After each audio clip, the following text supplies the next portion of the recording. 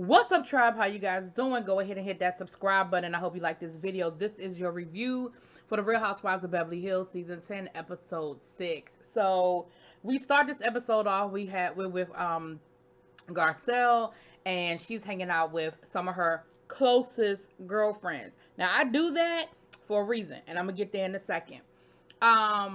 We meet her girlfriends. It's 5 other ladies, so it's 6 of them all together. They're at brunch, and as they're talking, they introduce each one of them, right? And they, not introduce, but they put, like, underneath their name, they put who they are. And the first lady we meet, she is, oh no, it's 5 of them all together. The first lady we meet, she is, her production, business partner or whatever, her production partner. Then we get to the next lady. Her name is Cherie. Underneath her name, they wrote Will Smith's ex-wife. Then the other 2 ladies, they wrote their name and they were like Garcelle's friend, Garcelle's friend. And I'm like, I get it. I get it. The surface me gets it. But the deeper me is like, why we had to put that moniker up there for that woman? Why she couldn't just been Cherie? Why do we have to associate her with her ex-husband who she ain't been married to in 20-something years? I mean, really? Like, then these are your closest girlfriends. Y'all tell each other everything. Y'all pull each other coattails. Y'all do this, y'all do that. But while y'all sitting there talking, you talk about some, yeah, I dated Will once, and she didn't know. How is that your closest girlfriend that y'all been friends for all these years and y'all tell each other everything? It seems to me like you would lead with that. Like, I dated your ex-husband, right? Not because it was an issue. She said she dated her before they got married and all of that. Like, that's cool. But you mean to tell me in all these years of friendship that ain't come up? Never. Not once. At all. All right, producers. I'm going to have to call bullshit on that whole scene. Anyway. Here we see Kyle, her and Erica are talking. Erica is going to have a psychic reading, so she needed to get Kyle's rising moon, setting sign, age of Aquarius. I don't know. And they get to talking about why Denise was so aggressive, why Denise kind of came at her, and at the dinner the day before. And they basically, the conclusion they sort of came to was maybe Denise doesn't want to be seen a certain way or something to that effect. But Kyle, of course, was, doing what Kyle does best. Why is everybody picking on me? I don't understand. Why me? Why me? Denise's daughter's getting ready for homecoming. She actually, last year she went to homecoming with friends, but this year she went to homecoming, she actually has a date, and she's getting her hair dyed and everything. And so that was cute to see her, see her helping her daughter get ready for that and all that. That was cute. That was cute. She talked about, that, a lot of people might have a certain perception of her. She said, but when her and Charlie got married, he was sober, and so their life was very different. It wasn't until she was pregnant with her second daughter that things started getting crazy, and she ended up leaving him because she was like, I'm not playing that. Like, I'm not gonna have that around my children. Like, you want to act a fool. You don't want to get your life together. Deuces. I'm out. Okay. We see Erica getting ready for Chicago. She's in the studio. She's dancing. She's training, and that's cool. And then the cast from Chicago send her a little message, and she gets emotional, and it's cool. It's great. All right. All right. Then we have Lisa Rinna with Harry Hamlin. He's in town. They were he's doing a play. It's getting ready to go to Off-Broadway. And they kind of give us an update on their family as it relates to everything dealing with their daughter. And we know last season we saw the scene where they had the cookout and Harry was trying to get the daughter to eat, and he sort of kind of snapped at her and she snapped at him. And I disagreed with that scene when it happened last year because I felt like Lisa was coming at Harry and again, maybe it's me and I don't get it and I don't understand. And I accept that. I do. I 100% accept that I don't get it and I don't understand. Okay? I do. But anyway, they went to counseling. Harry understood what he did wrong. The daughter has expressed that she was in denial and she wasn't ready to fully, I guess, admit how bad her anxiety and her eating disorder was in that moment. Harry was talking about her coming home, and it being a good decision, but he sort of asked the same question that I was asking, like, well, what's going to be different now that she's here? Like, she's starting a fashion line. It sounded like the girls were maybe having problems at one time, because he was like, well, are they getting along? Are they speaking? So, but he said, but Lisa said they all went to therapy and everything is a lot better, and so I'm happy for them. I like them. I like Lisa. I like Harry, and I never want to see a family unit torn apart. So I'm glad that they did what they had to do. I'm glad they went to therapy. I'm glad Harry understands a better way to deal with his daughter with the issues that she's dealing with, and I'm glad that they worked together as a family to resolve it. And that's legit. Like, that is real talk. I really, really am happy. Um, but yeah, so that was that. Then we have the read and this whole Buka the Pepper thing. Listen, the read. Okay, correct me in the comments, which I'm sure y'all gonna do anyway. Did the read not make it seem like she was doing way more than what we found out she was doing in this episode? Come to find out, she's decorating a room for the guy at the Buka the Pepper. He's an old friend of Dorit's husband, and they met many, many years ago at the casino and blah, blah, blah. And Dorit is doing the room in hopes that it'll work out. It'll be a great business partnership, and she'll eventually evolve into decorating all of his restaurants. And that's great. Like, that is a great ambition, and I don't see anything wrong with that. Like, I think that is, I absolutely do. I think that's a great idea. And sometimes you do take a step back to hopefully take 10 forward. So if it's, doing a room now and showing him that your work, that you know what you're doing and that you can make it happen, like, I ain't even mad at that, Dorit. I'm just not. But here's the part where that got a little interesting. He was like, I need to know that you're serious. So I feel like, and that's what made me think that this was more Dorit pushing it than it was him asking, because he was like, I just need to make sure that you're serious about this. I need to make sure this is something you're serious about doing. And I was like, okay, like, you have to make sure that she's serious. Okay, all right. But yeah, so then he brings up Lisa Vanderpump, which either one or two things happen. Either production asked him to do it, or he was just being messy as hell. Because my thing is, Lisa ain't bothering y'all. Lisa over there doing her Vanderpump rules. Ain't nobody thinking about Lisa Vanderpump. I ain't thinking about Lisa Vanderpump. So why even bring her up? He said, well, and the guy was basically like, I mean, Lisa's fine. Like, because you could see he was kind of confused. Like, why are we talking about Lisa? He said, Lisa's fine. Like, I feel like, he was like, she wishes me well. And PK was like, publicly, I mean, but behind closed doors, it's another story. And he was like, okay, well, I don't have nothing to do with that, And then he said, well, you and Lisa are cool. And he was like, no, PK was like, oh, me and Lisa are cool. And Dorit was like, no, y'all not. He said, yes, we are. She was like, no, puppy. And Dorit said that she has not talked to Lisa since that last scene that we saw with them at the restaurant, where Dorit told Lisa that she thought she was lying. And she's like, but I love you, Lisa. Lisa was like, so you can love somebody that you think is lying to you? Dorit was like, yes. Lisa was like, okay then. Like, all right then, cool.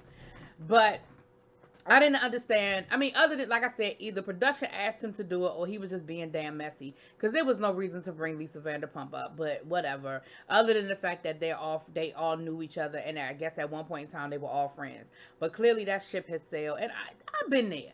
Sometimes it's hard to let go of friendships. Like, they say that people come into your life for a reason, season, or lifetime, and sometimes we mistake the season for the reason, or the season for the lifetime. And I get it. I've been there.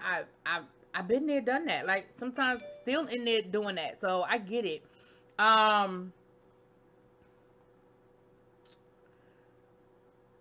Yeah. So this episode to me was a whole lot of filler until we got to the end of what it was they really wanted to tell us anyway. We see Garcelle getting ready. We see the ladies getting ready, and Garcelle was getting ready. Nothing really big there. She was getting ready with her team, her glam squad. We see Kyle getting ready, and she is, Sutton calls her. And Sutton was saying, going back to the other night with the whole Dorit situation, it was like, I don't understand why Dorit came for me. Like, I don't understand what the problem is. What is Dorit's issue with me? And Kyle was like, well, don't worry about it. You know how Kyle is always trying to make it seem like it's just not a big deal and it's all good and we're going to clear everything up. So, Sutton was just, she said, anyway, they was rehashing, child. Because we're going to get to all that at the end. So we end up going over to Erica Jane's house. And y'all know that Erica Jane is my girl. Y'all know I love me some Erica Jane. We see Erica Jane with her hubby, honey. Hubby is, they're having a good little moment. The ladies come in. Lisa Rinna and Erica Jane have on the exact same damn outfit. And then Garcelle has on a similar outfit, just in a different material. They all have on the long tuxedo jacket, like blazer jacket that's a dress. Lisa Rinna and Erica Jane have the exact same outfit. And then Garcelle's is in hot pink. All it is was in pink. But Garcelle's is more of like a velvet type material. Is that velvet? So I don't know what it is that Lisa Rinna and Erica Jane seem to be connected some kind of way, child. But anyway, of course, they all get to screaming. But you know what I love about Erica Jane? And this is what I love about Erica Jane. Because Erica Jane was at home. She could have very easily gone up them steps and put on something totally different. We know she has the wardrobe. We know that she has, hell, her glam squad was probably still upstairs. They probably hadn't even left the house, okay? So I could appreciate that she was like, fuck it, this is what I put on to wear. It is what it is. I look good. Lisa look good. Let's keep it moving. Because because another person would have changed. Y'all know if that had been Dorit. Y'all know if that had been Kyle. Kyle would have took her happy ass right up them steps and put on something totally different. So I can respect the fact that Erica was like, child, it is what it is, and let's keep it moving. But we get a chance to really, the ladies get a chance to really spend some time with Tom. Because Teddy, Kyle, and Dorit showed up. Sutton got there. Denise was a little late, but everybody was there, But Denise was late because of the homecoming. And she told them, hey, my daughter's going to homecoming. I had to see her off and everything. That's cool. But Tom was telling some stories. Come to find out, he went to school with John Wayne's daughter. And he got to meet him. He was hanging out at their house. He was actually in a John Wayne movie, where he played man who gets shot off a roof. You know what I'm saying? He didn't have a major part or anything like that. But he was telling some really good stories. And Garcelle was like, you are a great storyteller. And the ladies, I think, had an opportunity to really be around him and spend some time with him and get to know him. I think, people have their own opinions about their relationship. And hell, I don't know their relationship from the hole in the wall. But what I do feel is that they genuinely do love each other. What their situation is, what it's always been, I don't know. It ain't my business. I don't care. But I do feel like they really genuinely love each other. And so for that, I can love it. I can respect it. And then at a certain point, he let the ladies leave. So the psychic comes in and he's getting ready to do their readings. Now, this is something that I would have enjoyed. Let me tell y'all something. Y'all might be surprised at me saying that, but I would have enjoyed this psychic reading, and I definitely would have enjoyed it coming from somebody who I know makes a whole lot of damn money to do what he does, okay? Because he is in Beverly Hills, and I just feel like it would have came differently. I don't know, but anyway. So I'm not gonna sit here and rehash, because he had the rising, the sign, and then the setting, or whatever, however they do it. I've actually done a reading like this before, where they look at all three of your signs: your rising sign, your actual sign, and then I think it's like your setting sign or something like that. I forgot what the third one is called, and I'm sure y'all are gonna tell me. But I'm not gonna sit here and get into everybody's rising, setting. I'm not doing all three signs. But what I will say is, I did take notes. Erica went first, and Erica was dead on. Well, his reading of Erica was dead on is that her rising sign is Cancer. Now, my actual sign is a Cancer, so I know what Cancer is about, child. And she's emotional, but she's also logical. And so, of course, he hit Erica dead on, but him and Erica are friends. And so I kind of threw that one out, like, okay, I'm gonna give you that one because you should get that one right. You know what I'm saying? Then he had Kyle. Kyle is also a rising Cancer, but she's also a Cancer. I believe it was Kyle.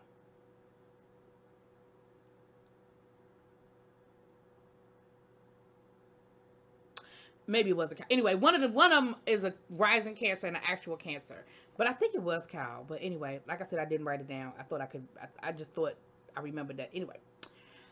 Kyle is the big thing about Kyle was that she always feels like she has to take up for someone when she feels like they're being treated unfairly. And again, we have seen that on the show that Kyle, she does put herself in situations sometimes to defend people, whether they need it or not. Yeah.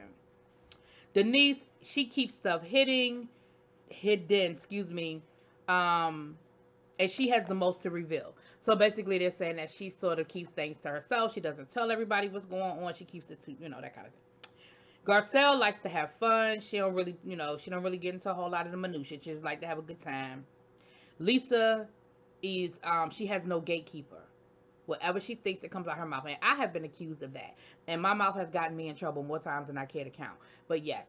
So Lisa, and it's hard for her to hold it. Like if she thinks it, she says it. And even when she knows it's probably not the best thing for her to say or it's not appropriate, she don't know how to not say it. And we know that to be true about Lisa Child.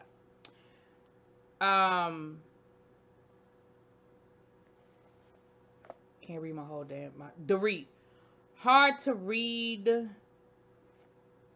Oh, hard to reel in once she's upset. And we see that once she gets upset, she's on 10. Like when she starts snapping at people and stuff, honey, I'm like, ooh, look at Dorit. Ooh. Teddy, she likes safety and she likes to gravitate towards one person. And that is what sparked off the rest of the evening. I'm going to get back to that. Let me get to Sutton real quick.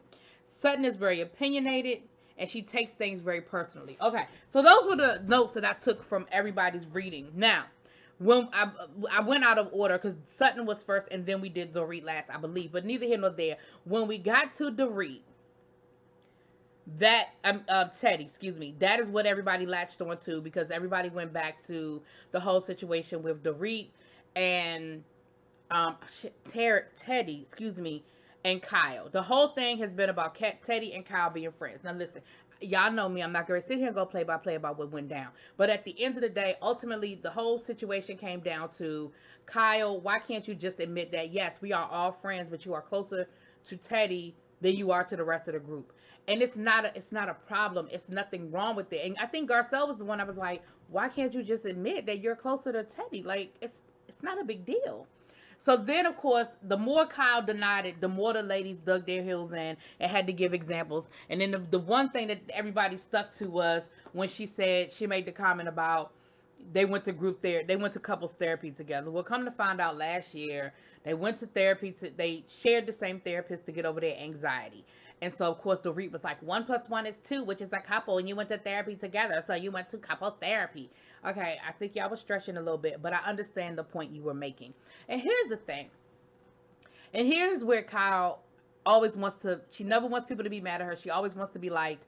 Here's the thing. At the end of the day, whenever you have a group of people, you're going to always have some people that are closer than others. That's just the facts of life. Like, I have a group of girlfriends, and we love each other dearly, and there are some people in that group that are closer than others. There's some people that'll call me first before they call other people in the group and vice versa. And there's some people who won't call me at all. And I'll find out 6 months later and be like, why you ain't tell me, girl? But we're all still friends. We all still love each other. And I think that's what they were trying to get Kyle to understand. Like, look, we don't have to all be tight. Like, it's okay that you and Teddy have forged our own little friendship. Like, it's okay. So then Garcelle said something about how she feels like Kyle doesn't see her. She feels like, and I'm going to say what Garcelle was saying for the people who didn't understand. For the people in the back who didn't read between them lines and understand what Garcelle was saying. Garcelle was saying, listen, I know y'all brought me on this show for a little bit of color, but you got to at least try a little bit harder to act like I'm part of the group. And what she was saying to Kyle was, you don't even see me. Like, you talk over me, you talk around me, you talk through me, and even when I come to you directly, you don't give me the respect of the conversation. And then Kyle is going to say, well, I don't know you that well yet. What does that have to do with me asking you a question and you not answering me? What does that have to do with you engaging me when we're in a group together? Like, what, Kyle? So then, of course, Kyle gets upset and she starts crying. And here come the waterworks. And she don't understand why everyone is attacking her. And why are they? Is she gonna lean over to Sutton talking about something? They're being so mean to me. Kyle, you sound like you're 5 years old. They're being mean to me. Really, really, Kyle. Child. Then, the Denise thing. They brought up the Sutton. Sutton and Dorit had their little back and forth. And Sutton was saying how, I liked you. I thought we were building something. And when I leaned over and I said what I said to you, I didn't need for you to announce it to everybody. And then the way in which you said it kind of really, set me off. Then Lisa tried to get in it again, talking about, well, that was my daughter's. Lisa, shut the fuck up. Because she was not going to do nothing at your daughter's event. She wasn't going to do nothing crazy. Like, this don't have nothing to do with you. Lisa, you always got to get in the middle of something that don't bother, that don't pertain to you. That ain't had nothing to do with you, Lisa. Not your business. Then, Dorit is justifying what she did. And in that case, like, in that moment, y'all know Sutton get on my nerves a lot. But in that moment, I was like, y'all really doing too much. And y'all really putting 10 on 20 with this whole situation with Sutton. All Sutton was saying, that, now, she was being real melodramatic about it. But I don't think it really made anybody feel like she was going to attack that man if she saw him there. Like, Sutton, that ain't even, child. I can't even finish that sentence because Sutton is not just, she is so not that person. Anyway. Then, Erica Jane, so the ladies left, so, Garcelle, Renna, and Denise left. And so that left Dorit, Teddy, and, I think Sutton might have still been there too, and, Kyle. So Erica is once again trying to explain to Kyle why people were saying what they were saying and what the deal was. And girl, why Kyle won't say to Erica, well, maybe you don't have any really close girlfriends. Bitch, this is how you know that Erica Jane has grown. This is how you know that Erica Jane has evolved. This is how you know that this Erica Jane, season 10 Erica Jane, is not the season 5 Erica Jane. Because the season 5 Erica Jane would have cussed you the fuck out and put you out her goddamn house. But the season 10 Erica Jane, you could almost physically see her counting to 10. Like, you could almost physically see her in her mind. She was like, 1 Mississippi, 2 Mississippi, 3 Mississippi. Because I wanted to cuss at Kyle for that comment. She said, I'm not even going to address that because that was just so damn rude. But let me say this, Kyle. I do have really close friends, and I actually had considered you one of them. And that made Kyle feel this big. So, honey, that's pretty much how the evening evolved because, at the end of the day, I don't feel like we were really getting anywhere. Everybody feel the way they feel. I don't feel like anybody walked away with any sort of resolution. Denise, Garcelle, and Lisa Renna were in the car cackling on the way home. And you know what I love about Garcelle? Garcelle said, are we being, she didn't say petty, but for lack of a better word, petty. She was like, are we being petty right now? Yes, we are. And you know what? It's okay because girlfriends do that sometimes. I said, you know what, Garcelle? I'm going to appreciate your honesty because she right. She right. Sometimes that just is what it is, child. It just is what it is, and that's all it is, and it's going to be what it's going to be. And then Garcelle gonna say about Kyle, she gonna say, and that outfit she had on was hideous. I said, what the fuck? I said, oh, she didn't read her outfit. It was an ugly outfit though. Her own husband told her the outfit was too short. Kyle did that bullshit. She gonna ask her husband, is my skirt too short? And when he tells her it's too short, she gonna say, why? What do you mean? Bitch, one, you knew it was too short before you asked him it was too short. And then when he told you it was too short, then you wanted him to qualify his answer. It was too fucking short, period, end. Hard to stop. Anyway, that was what it was, y'all. Y'all let me know what y'all think. And I'll talk to y'all later. Peace.